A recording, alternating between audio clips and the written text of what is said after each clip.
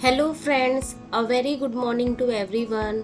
तो आज जो है डेट 7 सितंबर और आज है गणेश चतुर्थी। तो आज मैंने घर पे अपनी छोटी सी पूजा की हुई थी और ये जो मोदक आप देख रहे हो ये मैंने ही बनाए हुए थे। उसके बाद हम जस्ट नीचे आ गए थे। हमारी सोसाइटी में एक छोटा सा गणेश टेम्पल है और मैं ये बता देती हूँ, मैं तमिलनाडु में रहती हूँ तो यहाँ का कुछ पूजा ऐसे ही होता है। ये भी मैंने फर्स्ट टाइम ही एक्सपीरियंस किया था।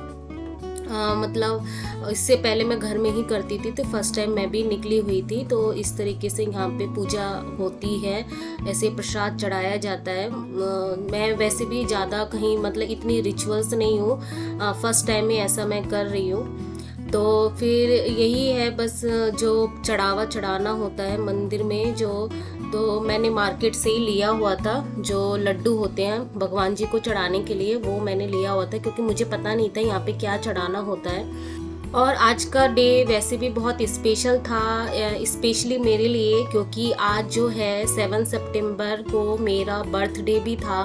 तो थोड़ा सा स्पेशल मुझे फील हुआ था, इसलिए मैं टेंपल स्पेशली इसलिए भी आई हुई थी कि मतलब थोड़ा स्पेशल फील होता है ना कि आपका बर्थडे है और उसी दिन गणेश चतुर्थी, मतलब कोई रिचुअल्स, मतलब कोई पूजा है तो थोड़ा अच्छा भी लगता है। तो फिर इसलिए बस सुबह पूरा इतना बिजी ही शेड्यूल हमारा था। घर में पहले पूजा की, फिर मंदिर में आके अपनी पूजा करनी थी। उसके बाद मतलब सुबह से कोई स्टडी मेरी हुई नहीं थी। फिर ये उसके बाद जो होता है मंदिर में जो हमें करना होता है, एक राउंड पूरा करना होता है, वो हमने पूरा किया। तो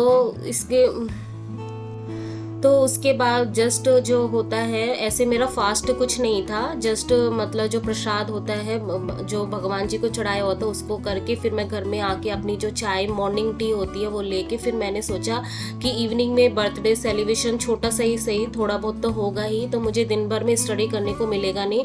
और फिर ऐसा भी होता है ना कि आप एक एस्पिरेंट हो तो एक भी दिन छूटना नहीं चाहिए स्टडी के लिए। तो फिर मुझे ना अच्छा भी नहीं लगता है कि बर्थडे है या कुछ भी सेलिब्रेशन और हम अपनी पढ़ाई को अवॉइड कर रहे हैं। क्योंकि सेलिब्रेशन आप कर रहे हो ठीक है, लेकिन स्टडी को बिल्कुल छोड़ना भी नहीं चाहिए, क्योंकि हम दिन भर मतलब टाइम वेस्ट करके भी क्या करना है। तो मेरा तो यही रहता है कि सेलिब्रेशन हो, कोई फेस्टिवल हो, तो मेरा ये रहता है कि ज़्यादा नहीं थोड़ा सा ही पढ़े, तो एक कंटिन्यूटी फील होती है, कंसिस्टेंसी मतलब मेंटेन रहती है, तो है ना एक अंदर से भी अच्छा फील होता है।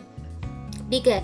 तो उसके बाद जो है मैंने थोड़ा बहुत स्टडी करके फिर जो घर का काम होता है कुकिंग का, लंच का करके फिर उसके बाद हमने खाना वाना खाया। उसके बाद थोड़ा रेस्ट करने के बाद जो आफ्टरनून का टाइम होता है उस समय मैं अपना स्टडी कर रही थी। तो जो है मेरे पास एक कमेंट आया हुआ था, तो उन्होंने ये बोला हुआ था कि दी जो है मैथ को सॉल्व करने में ना काफ़ी प्रॉब्लम आ रही है। जैसे कि वो जो आदित्य रंजन सर है उनका वीडियो जैसे मैंने फॉलो किया, उन्होंने भी मेरे जैसा फॉलो किया, लेकिन उसके बाद जब हम अपने DSSB के PY सॉल्व करने जाते हैं तो उसमें प्रॉब्लम आ रही है, सॉल्व नहीं हो रहे हैं। तो डियर एक बात तो ये है कि जो SSC का लेवल है और DSSB का लेवल है थोड़ा सा ऊपर नीचे तो है, ऐसे एग्जैक्ट जो वो क्वेश्चन आएंगे ऐसा नहीं हो सकता है। लेकिन मैंने ये बोला हुआ था कि सबसे पहले हमें क्या करना है, पवन राव सर से बेसिक जो है वो क्लियर करना है, फिर मैं एडवांस लेवल के लिए मैंने आदित्य रंजन सर को फॉलो किया था। ठीक है। और एक बात ये है कि मैथ जो है ऐसा चीज है कि वो प्रैक्टिस से ही धीरे धीरे इम्प्रूव होती है, अचानक से ऐसा नहीं हो सकता कि एक दिन में हमारा इम्प्रूव हो जाएगा।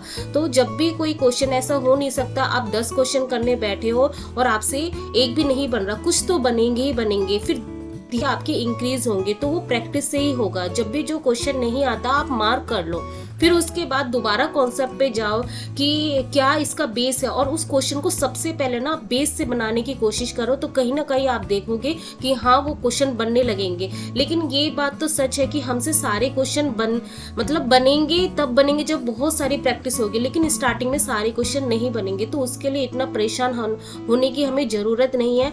और जो एसएससी लेवल के क्वेश्चन होते हैं उसमें ये अच्छा होता है कि उसके अंदर आंसर लिखे हुए रहते हैं, तो उनके सॉल्व जो है उनको देख के भी हमारा आइडिया काम करता है कि हाँ इस क्वेश्चन को इस तरीके से किया जा सकता है। ठीक है डियर, तो इसमें क्या है, प्रैक्टिस से ही धीरे धीरे इम्प्रूव होगी। अगर हम ज़्यादा परेशान होंगे तो उसमें हमारी कोई हेल्प नहीं होगी। तो ये जो था, इवनिंग का टाइम हो चुका था, हमने अपनी इवनिंग पूजा कर ली थी और बाहर मैं दिखा रही थी कि किस तरीके से अच्छे से सजाया हुआ था। फिर उसके बाद जो है मेरी एक फ्रेंड है वो आए हुए थे, फिर उनके साथ ही मैंने अपना बर्थडे सेलिब्रेट किया। और छोटा सा ही था क्योंकि मुझे ना ज़्यादा कुछ, मैं कभी भी बड़े तरीके से ऐसे सेलिब्रेट करती नहीं, क्योंकि मैं ऐसी ही हूँ, बहुत ही ज़्यादा शाई पर्सन हूँ और मैं हमेशा से ही ऐसी ही हूँ, मतलब सिंपल हूँ, शांत पर्सन हूँ, बहुत ज़्यादा हाई फाई मुझे कुछ पसंद नहीं है। लेकिन मेरी वो क्लोज फ्रेंड थी तो फिर मुझे लगा कि नहीं ठीक है, उनके साथ सेलिब्रेट करते हैं। फिर वही है कि मेरा ये रूल्स होता है कि जिस दिन मेरा बर्थडे होता है कि मैं मतलब आउट में हम जाते हैं, आउटिंग में बाहर खाना खाने के लिए।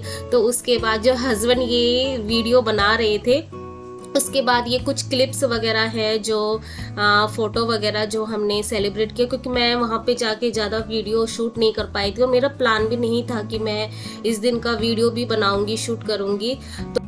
तो आई होप आप लोगों को ये ब्लॉग अच्छा लगा होगा। और बस यही था आज का दिन, तो फिर मिलते हैं नेक्स्ट ब्लॉग में। तब तक के लिए बाय, गुड नाइट।